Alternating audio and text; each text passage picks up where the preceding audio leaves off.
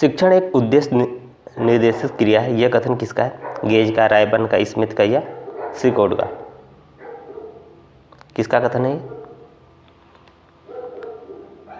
तो ये कथन है स्मिथ का। हम चले जाएंगे विकल्प सी के साथ।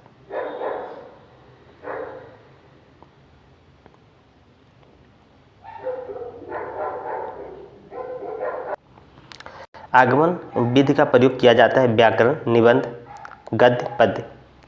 किस में किया जाता है? तो ये किया जाता है व्याकरण में। हम चले जाएंगे विकल्प ए के साथ। अगला, निम्नलिखित में से कौन सी श्रव्य दृश्य सामग्री के चयन में सर्वाधिक प्रमुख है? धन, व्यवस्था, विषय वस्तु की प्रकृति, शिक्षकों की पसंद, छात्रों की पसंद। कौन सा विकल्प सही हो जाएगा? तो ये हो जाएगा विषय वस्तु की प्रकृति। हम चले जाएंगे विकल्प बी के साथ। अगला,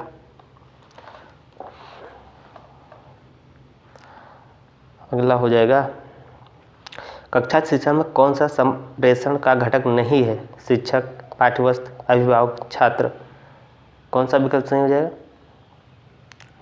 तो ये हो जाएगा आपका अभिभावक। हम चले जाएंगे विकल्प सी के साथ। अगला, शिक्षक द्वारा कक्षा में अंताक्षरी एवं काव्य पाठ प्रतियोगिता कराना कौन सा शिक्षण सिद्धांत है? नियोजन, निश्चित उद्देश्यों का सिद्धांत, क्रियाशीलता का सिद्धांत, प्रेरणा एवं रुचि का सिद्धांत। कौन सा विकल्प सही हो जाएगा? तो ये हो जाएगा प्रेरणा एवं रुचि का सिद्धांत। हम चले जाएंगे विकल्प डी के साथ।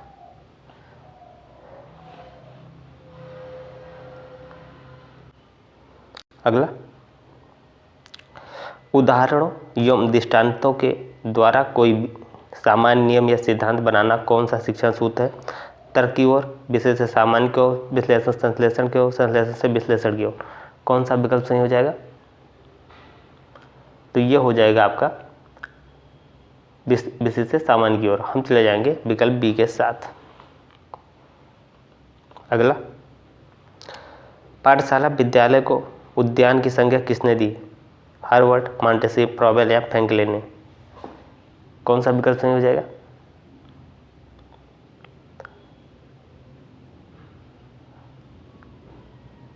तो ये हो जाएगा आपका फ्रॉबेल। हम चले जाएंगे विकल्प सी के साथ। अगला,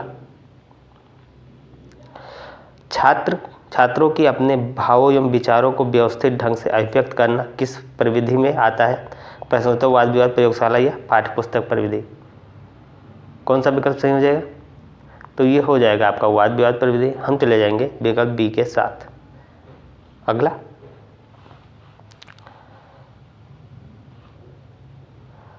अगला हो जाएगा प्रश्नोत्तर प्रविधि के जन्मदाता रूसो, प्लेटो, सुकरात या अरस्तु। कौन है प्रश्नोत्तर प्रविधि के जन्मदाता? तो यह है सुकरात। हम चले जाएंगे विकल्प सी के साथ। अगला, संप्रेषण प्रक्रिया प्रभावी होती है यदि संप्रेषण मंद गति से होता है, अनेक व्यक्तियों के साथ होता है, तीव्र गति से होता है या फिर अस्पष्टता के साथ होता है। कौन सा विकल्प सही हो जाएगा?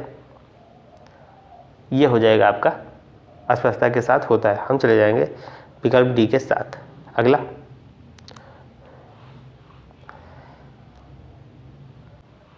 कक्षा कक्षों की कमी होने पर शिक्षक अपनाता है बहुकक्षा शिक्षण, बहुस्तरीय शिक्षण, उपचारात्मक शिक्षण, सहभागी शिक्षण विधि। कौन सा विकल्प सही हो जाएगा?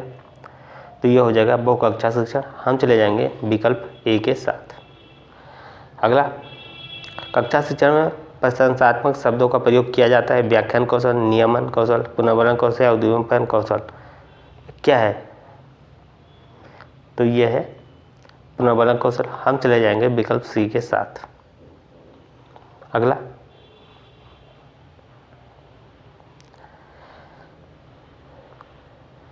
अगला हो जाएगा आपका कक्षा शिक्षण करते समय शिक्षक द्वारा टीएलएम का प्रयोग करने से छात्रों को पाठ सहजता से बोधगम्यता हो जाता है, छात्रों का मानसिक विकास होता है, छात्रों का बौद्धिक विकास होता है, उपरोक्त सभी।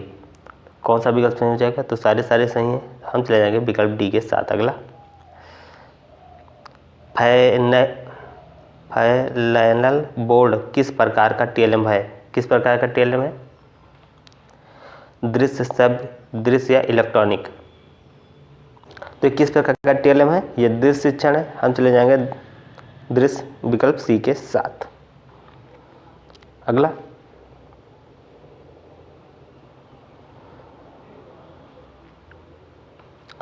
कौन सा प्रकृति प्राप्त टीएलएम नहीं है बताना। कंकड़, पत्थर, मानचित्र, टहनियाँ या पत्तियाँ। कौन सा विकल्प नहीं हो जाएगा? मानचित्र, हम चले जाएंगे विकल्प बी के साथ। ये प्राकृतिक प्राप्त नहीं है। आप लोग कमेंट करके बताइएगा ये क्लास आप लोगों को कैसी लगी। इसे लाइक करें, शेयर करें और चैनल को सब्सक्राइब करके बेल आइकन दबा दें। पीडीएफ के लिए आप लोग टेलीग्राम ग्रुप ज्वाइन कर लें, जिसका लिंक आपको कमेंट बॉक्स में मिल जाएगा। तो इस क्लास में इतना ही। जय हिंद, जय भारत।